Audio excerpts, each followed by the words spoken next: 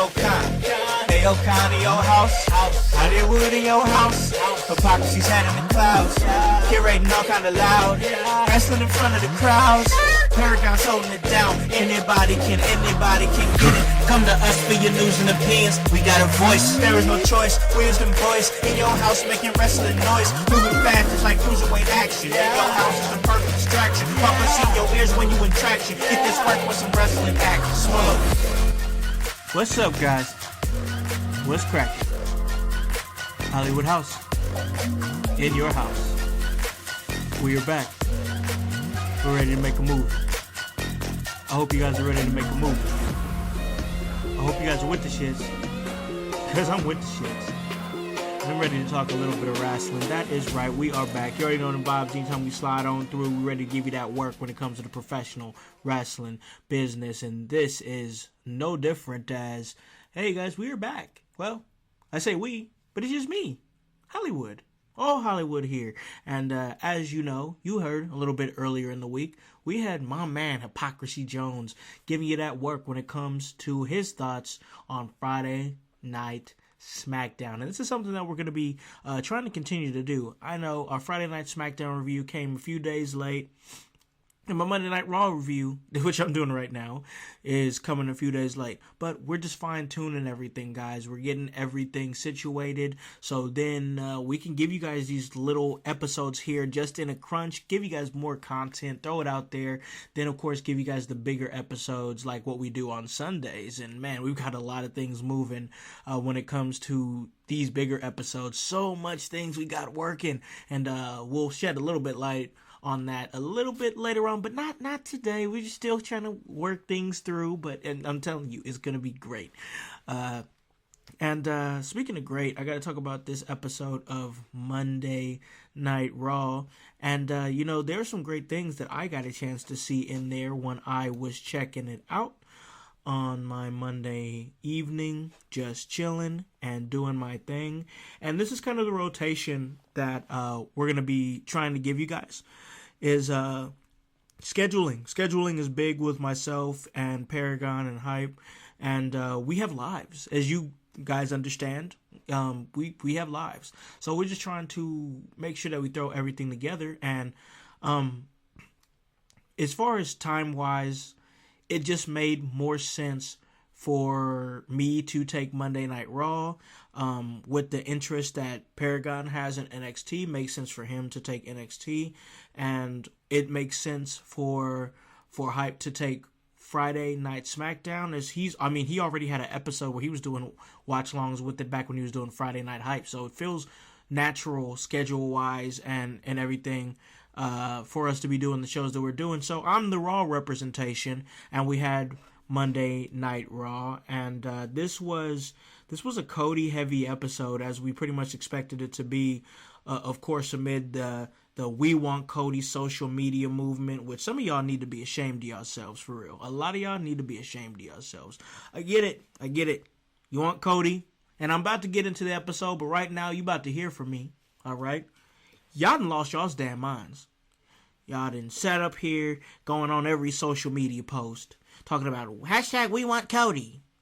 Well, all right. Well, what about the other performers that are there? You're going on every clip. If it ain't got nothing to do with Cody, you sitting over here talking about We Want Cody. Like, what about you? And I think Kofi Kingston said something about it on his social media. He's like, I thought I had a good match. I guess y'all want Cody.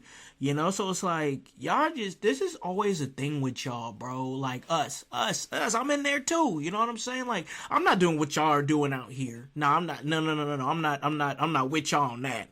As far as acting a damn fool on the social media, going to every post talking about We Want Cody, and then taking it worse and going to Ava, The Rock's daughter, who's actually doing a pretty good job in growing as the general manager of NXT. And I was pretty critical of her too, as far as her wrestling ability, but she slid right into this general manager role, and I think she's going to do a great job. Y'all ain't got her going off social media, going offline, having to deactivate her accounts because y'all doing death threats and going crazy. Y'all need to chill, all right? If y'all don't calm down,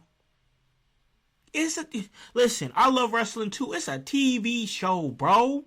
Y'all are tripping. Stop it. All right, this is where I got to come in and be old Uncle Hollywood and tell y'all to stop this mess. Y'all out here acting fools. All right, reel yourself in. Go touch grass. Get bitches. Come on, man. Come on, man. I'm sorry. I'm not sorry. No, I'm not sorry. It had to be said. I'm gonna do this Raw review once again. Great episode, but y'all needed to hear about yourselves. All right. Y'all needed to hear about yourselves out here acting damn fools. All right? Be embarrassed. Feel ashamed of yourself if you did that shit. Damn it. Monday Night Raw. So Monday Night Raw. Once again, it was a Cody heavy episode. He had a match against Shinsuke Nakamura, a bull rope match nonetheless, and I think it was hype that was saying, oh, this kind of felt out of nowhere, and this was random. Well, if you paid attention to what they were doing as far as over the weekend, and I know it's hard to think about the fact that, hey, they were actually, doing house shows and stuff like that, with the whole Cody, We Want Cody thing going, and I'm going to talk more about that as I break down this episode as much as I can here. Yeah, he got into an altercation backstage with Nakamura. Nakamura spit the mist in his face again. They're renewing their rivalry, which is giving Cody something to do for the time being. And we didn't get a chance to hear Cody say words. Cody has said nothing, and he has continued to say nothing. And he's just quiet, and he's brilliant, and he's a fucking huge star for after Friday. Everybody's like, oh, Cody got cut. Like, I've been back and forth and left and right with how I felt about what happened on Friday night, but I'll tell you, the dust clearing, the smoke settling, Cody feels like a bigger star coming out of this. I mean, he 100% feels like a bigger star. It's what's happening right now is crazy with him. I'm happy to see him ascend the way he's ascending, and I got to tell you, I still think it's gonna be him and Roman. I still do. I think they about to swerve it. I think they wanted to see what was going to happen with the Rock thing. And boy, oh boy, did they say they want Cody Rhodes. And I think we're going to get Cody Rhodes. And we got Cody Rhodes on Monday Night Raw. Of course, he was the topic of conversation. And it was just a great... for me, it was great because you had Seth Rollins coming out and he's kicking off the show, and he's saying that he wants to know what Cody's talking about. He called out Cody Rhodes. He didn't really waste no time, and before Cody could even say anything in response to what Seth Rollins was saying, the minute Drew McIntyre came, this guy has been on a hot streak lately. I mean, ever since this man said, I prayed for you to get injured, CM Punk. He prayed, like he literally plotted on his downfall, all right, and then made a shirt about it. This man and then he's just beating people up like he don't care about nothing. Like, at this point, Drew McIntyre is just on his petty Betty bullshit. And honestly, I'm here for it. I'm loving this version of Drew McIntyre. I really am. I want to see him do more petty stuff. Goodness. I think it's good. I think I put in the In Your House group chat, in my opinion, I think at some point this year we see a Drew McIntyre. If he stays on the trajectory that he's on right now, I think this year we see a Drew McIntyre WWE Championship reign. I do.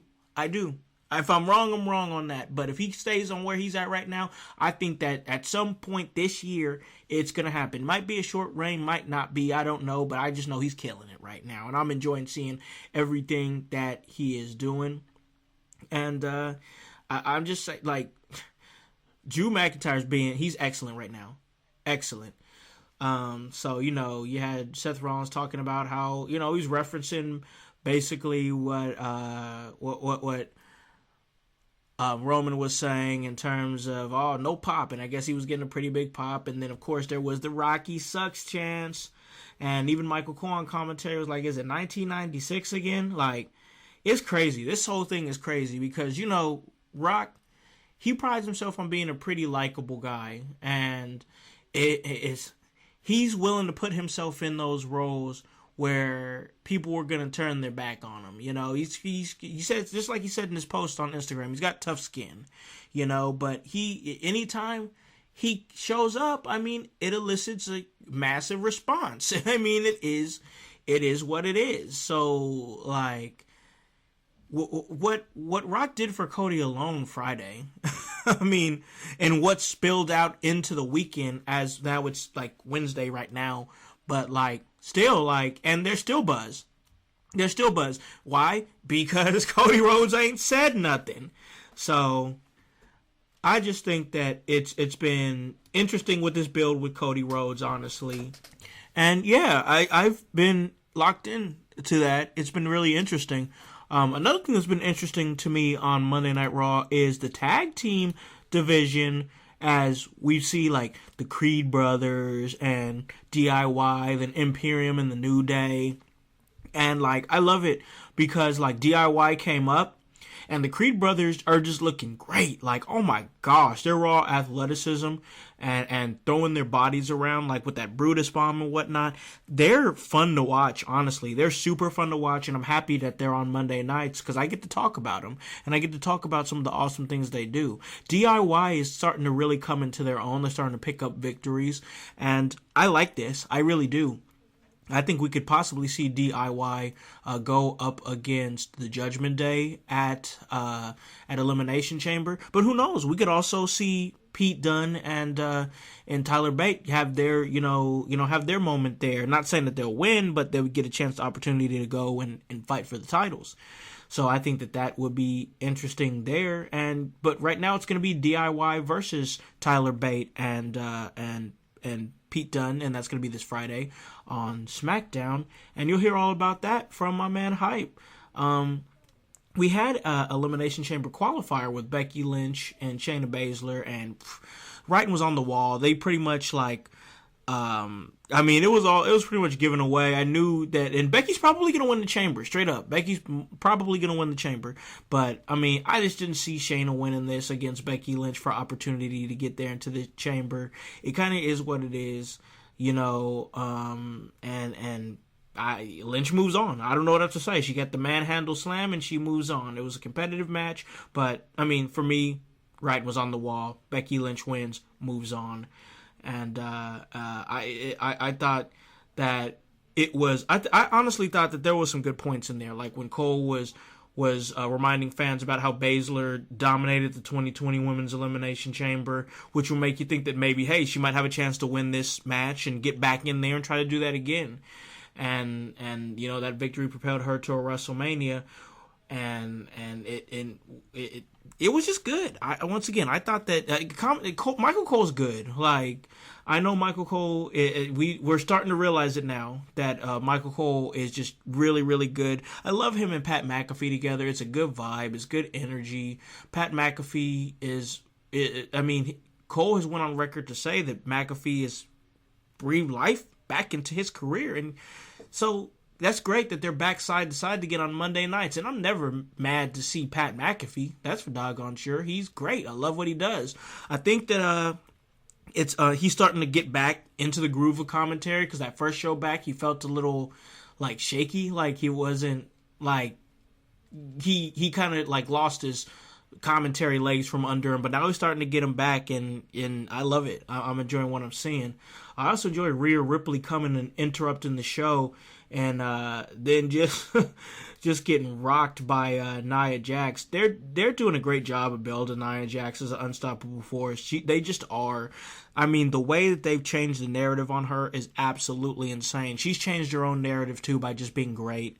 And she's going to go up against Rhea Ripley for the Women's Championship at Elimination Chamber. Good stuff. I'm loving what I'm seeing here with Nia Jax and her growth. And there's other things that happen in the show too, and I'm just going to talk about the main parts, like Gunther's 600-day celebration. And he was saying, nobody can beat him, he can't be stopped. But out comes Jey Uso. That's right. We've talked about this on this particular show. Jey Uso going up against Gunther for the Intercontinental Championship. And I think that we're going to see it.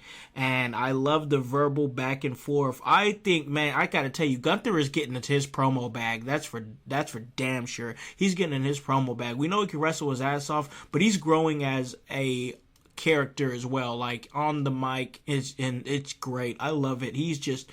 I don't know. Gunther is like the Nikolai Jokic of professional wrestling to me. He's just gritty and gets the job done. And yeah, I like it. I just like it. I love it. I love Gunther. I love him going up against Jey Uso. This is going to be great. I mean, it's going to be really good. Of course, Uso's never held a singles title in his career. And of course, they talked about all the stuff that he did as a tag team champion.